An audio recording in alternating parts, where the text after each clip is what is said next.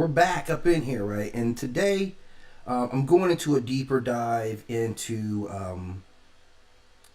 the Wheel of Time, right? The series of Wheel of Time. I just did a breakdown on it just the other day, just kind of a general overview. So if you didn't get a chance to check that out, you can always go right to my channel, right, on my YouTube channel, and it's always live and up there. So you can go back, you can hear the individual breakdown stream with me voicing it, or even without me. I got the streams just for you. You can kind of study it on your own. And here's the thing about the Wheel of Time. We all know that this is a great series, right? But every single one of us is watching this series like, what? Like, what is going on?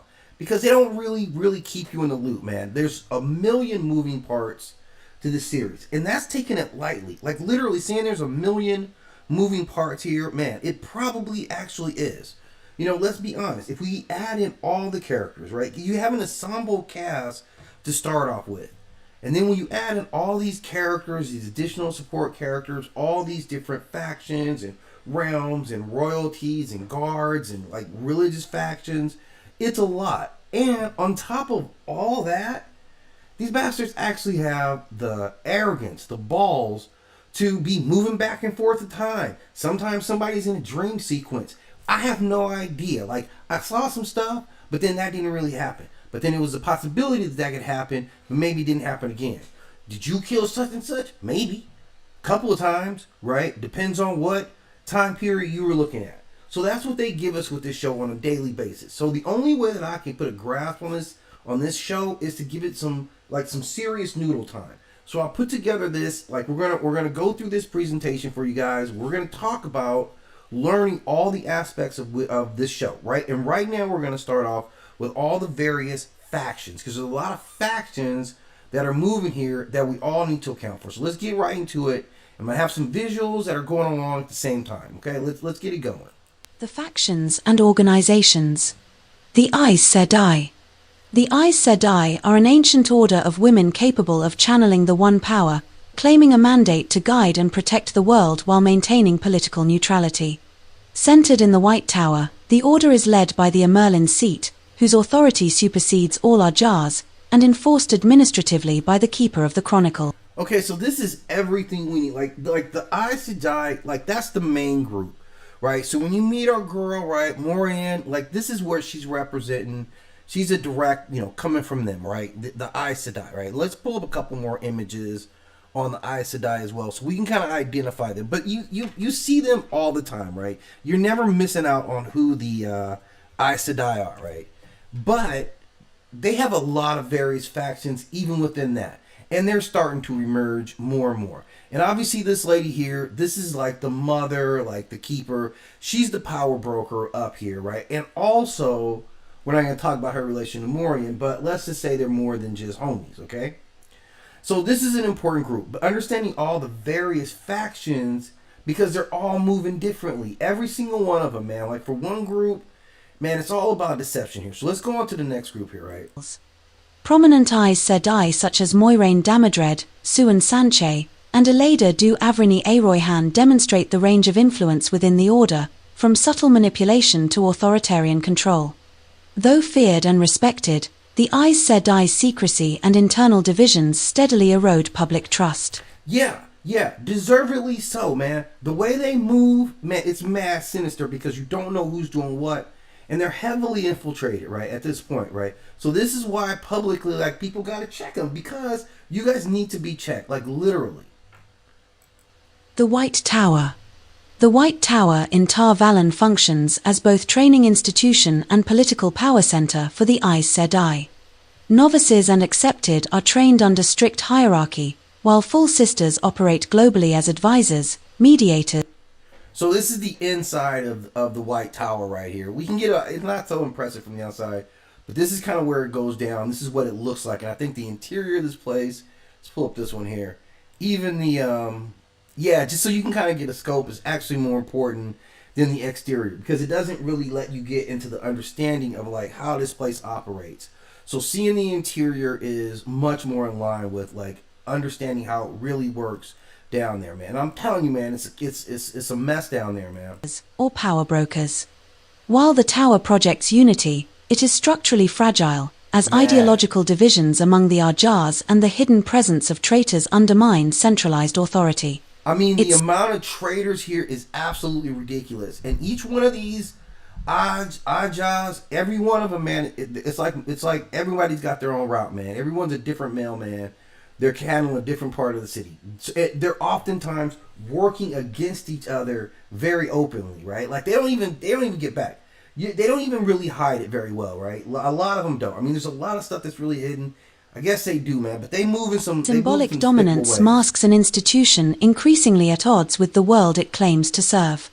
The Three Oaths. The Three Oaths bind all Aes Sedai, never to speak an untrue word, never to create weapons with the One Power, and never to use it as a weapon except in defense. They break every single one of these oaths all the time.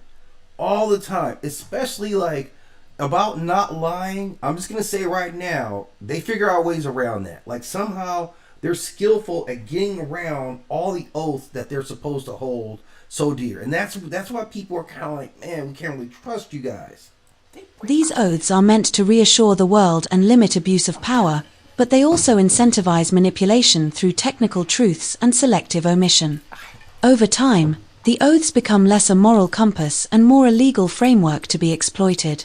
Look, all these women down here, man, they're all mad shiesty. Like every single one of them is duplicitous in ways I kind of almost didn't even imagine possible, man. That's some stuff I've seen out of this. Like some backstabbery. You don't know about backstabbery, right? I thought I knew about backstabbery until I really got into it. I wouldn't want to be down there with that, man. You constantly gotta be on guard. If you're not in a plot, you're being plotted on. And you still probably being plotted on, maybe even by the people with you on your own plot. The Oath Rod. The Oath Rod is a powerful terangrial used to... Yeah, we need to show this, right? This is important. And this whole angle on the oath rod really bothers me, man. Like, this is mad problematic, man. Oath rod. Yeah, let's get to this oath rod, right? Because a lot of their stuff, man, ain't as pure as they be making it seem. Like, this is that oath rod right there, right? If you can see that there. Let me try and slide this. Right? You can see that oath rod right there. And let me tell you how this thing operates, because it's mad insidious with these guys. Magically enforce the three oaths. While effective, it shortens the span of those bound to it, Right. and selective omission. Over Okay. time, the oaths become less a moral compass and more a legal framework to be exploited. The Oath Rod. Okay. The Oath Rod is a powerful terangrial used to magically enforce the three oaths.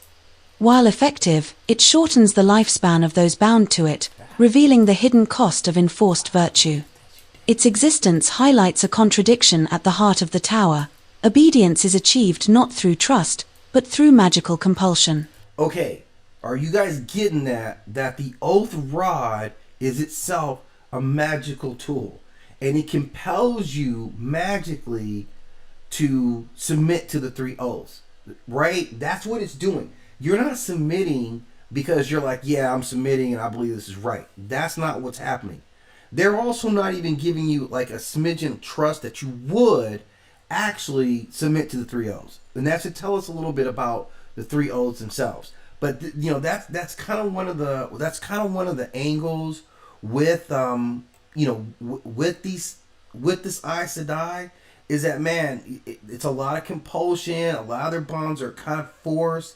So yeah, it's problematic, man. The Blue Ajar.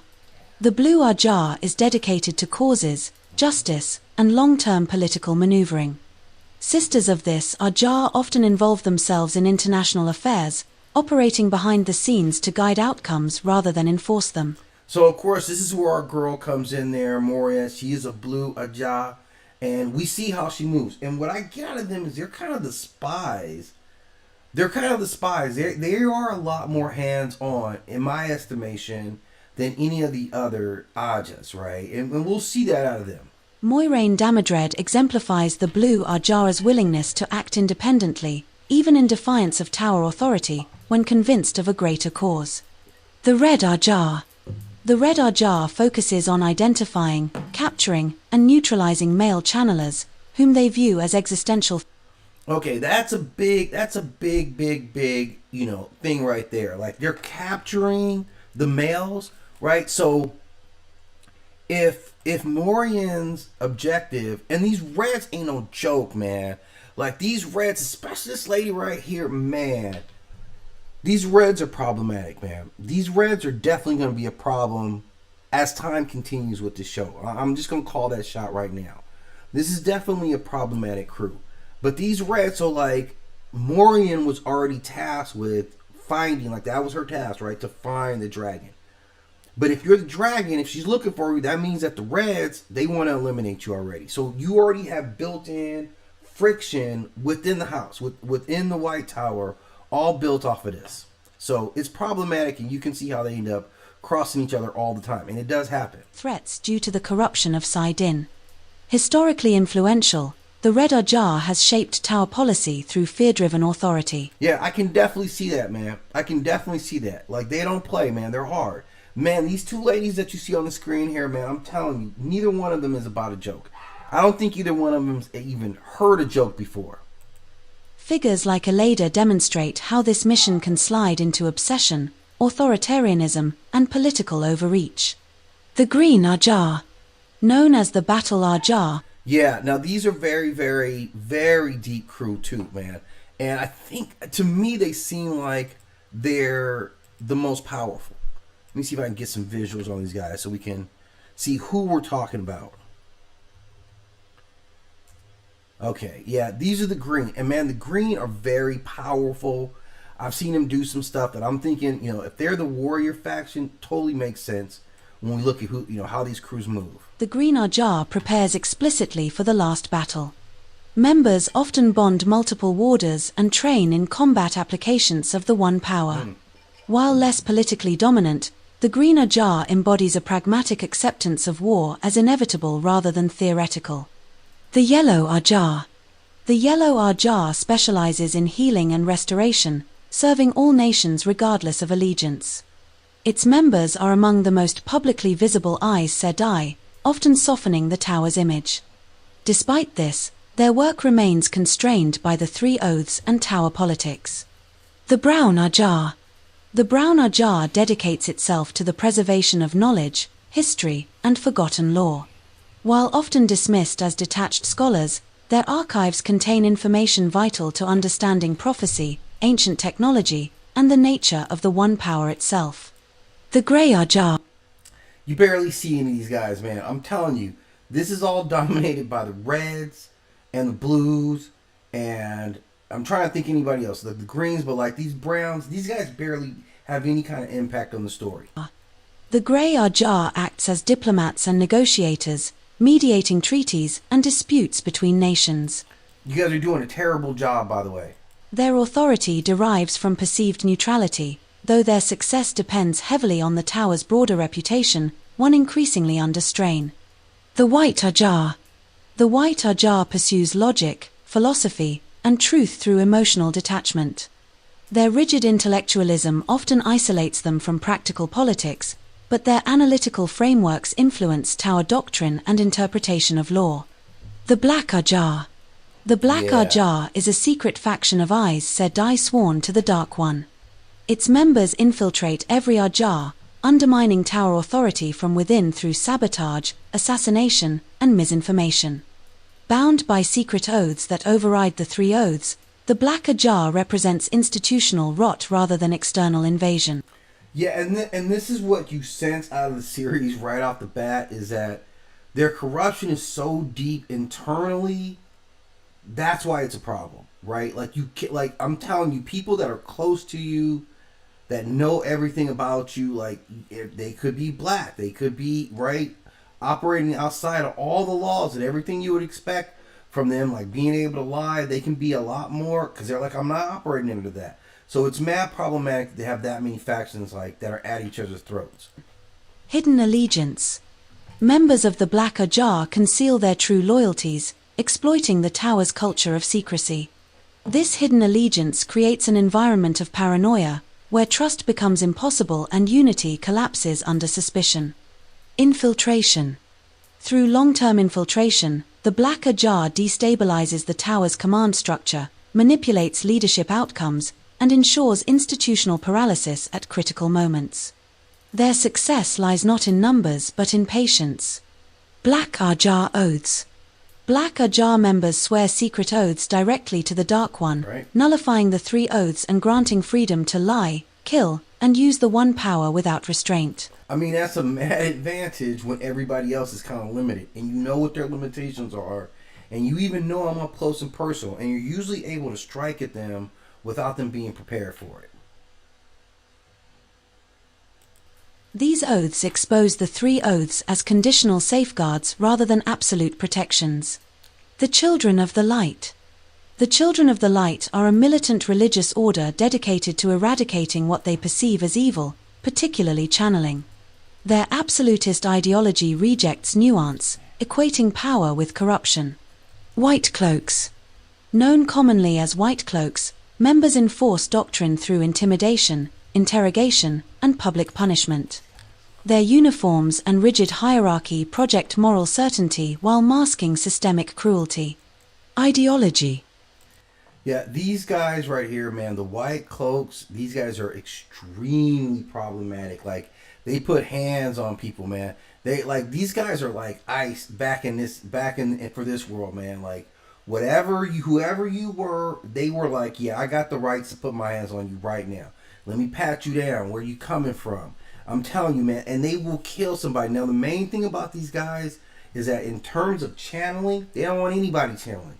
They think anybody channeling is a problem, right? So if they find out you can channel, they're going to deal with that situation right then and there in the most brutal way possible. So I'm telling you, if you see these guys, especially this dude right here, man, if you see him, you need to run. These White Cloaks, man, like, it's one of those things, you see people on the road, you get encountered by white cloaks, and you're just like, man, again, right? These are the 5-0. This is the police running around. This is ICE running around harassing people, man. The White Cloaks believe channeling itself is inherently evil, regardless of intent or outcome.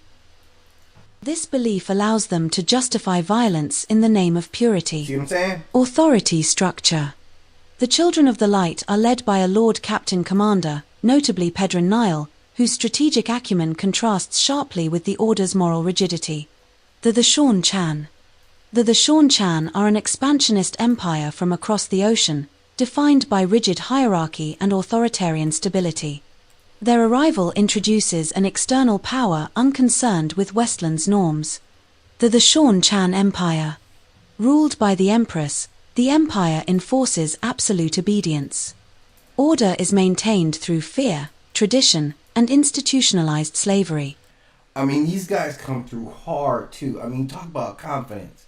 I mean, like I said, I watched the whole entire Game of Thrones series, and I'm like, man, the way these guys move, they would have stormed over restaurants, man. Dragons, whatever, it would have been handled. Like, that's how much, I think some of these kingdoms in this world actually command. Domain. Domain are channelers enslaved by the Shan Chan and treated as dangerous animals rather than people. Their use demonstrates the Empire's belief that power must be controlled at any cost. Suldam.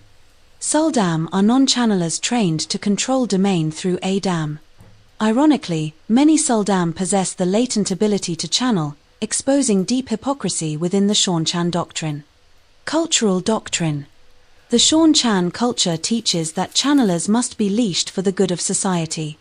This belief is presented as moral truth. You can see that for channelers, it's problematic out here, man. It's a lot of people that do not like messing with channelers. We've seen a couple of sects already, and yeah, it's not that easy being that greasy, man. That's what their problem is right now. Rather than political convenience.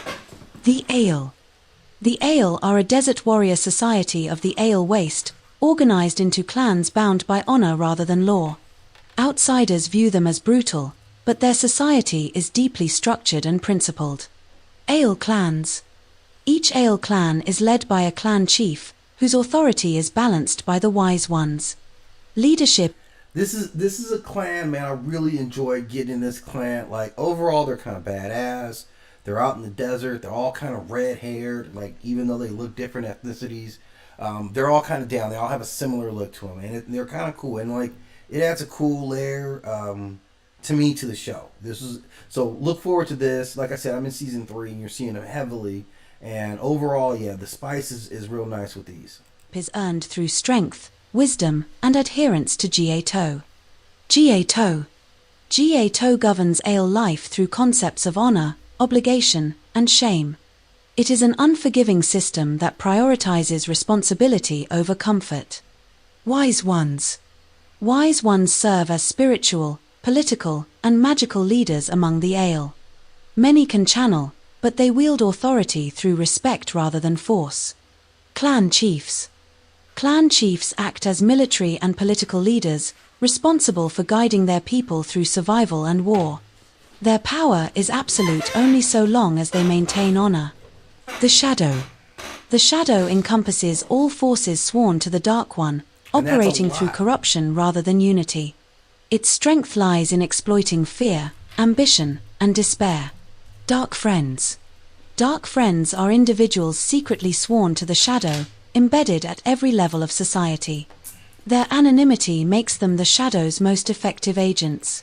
I mean, so the Dark One, man, the Dark One's got a lot of stuff working in the Dark One's favor, right? He's got, like, people working at every level of various societies inside, his enemies' lairs already.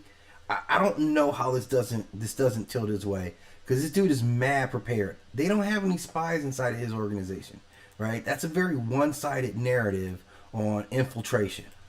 The Forsaken. The Forsaken are ancient channelers from the Age of Legends who serve the Dark One. Their power is immense, but their rivalries ensure constant instability within the Shadow. Shadow Hierarchy. Power within the Shadow is earned through survival, manipulation, and cruelty. Loyalty is secondary to usefulness. Warders. Warders are elite warriors bonded to Aes Sedai through a magical connection that enhances combat ability and emotional awareness. Their loyalty is enforced through the bond rather than ideology. The bond. The bond between Aes Sedai and warders creates mutual awareness and dependency. When broken, it often results in psychological collapse. So this is Morian and Lan. This is their scenario, and it's jacked up because he's magically bonded to her, and you can see, like, he feels her emotionally. He was very, very close to her, and, like, we taking baths together and everything, man. And I'm just saying, I don't know what you guys think about Morian, but clearly he thought she was something special, right? So his stuff was kind of going more towards, I'm kind of in love with you too, and he didn't get that, right? So, like, it's a messed up scenario. He's compelled to do that, and it wasn't until, like, I think season 2 where he starts to be able to recognize, okay, I need to go outside of this because she's already got somebody who's way higher than me. And so you can see, like, this is kind of part of that magical compulsion, what they're forced to do and how it affects them on even like a psychological or an I love you level. The nations of the Westlands. The Westlands consist of independent kingdoms with shifting alliances, unified more by fear of instability than shared purpose. Their fragmentation delays collective action against the Shadow. The Borderlands. The Borderlands stand as the first line of defense against the Blight. Their culture treats the last battle as an inevitability rather than prophecy, producing leaders hardened by perpetual war. Okay, so that's pretty much the entirety of this section. And all we did was cover the various factions to kind of start letting you understand a little deeper level about who's doing what, why they're moving the way that they're moving, what are they looking for at the end. So I wanted to do this in a brief section.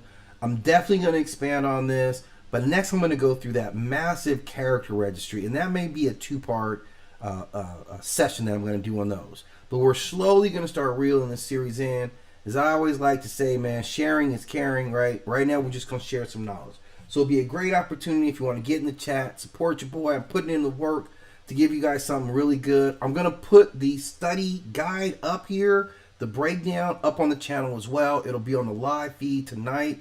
So you guys can come in there, just listen to your own. If you're just trying to, like, get all the characters together, right, and understand them yourself, I think these are great tools for you to do some deep dives with me. So, as always, thank you for stopping in, giving me a little bit of your time if you came in.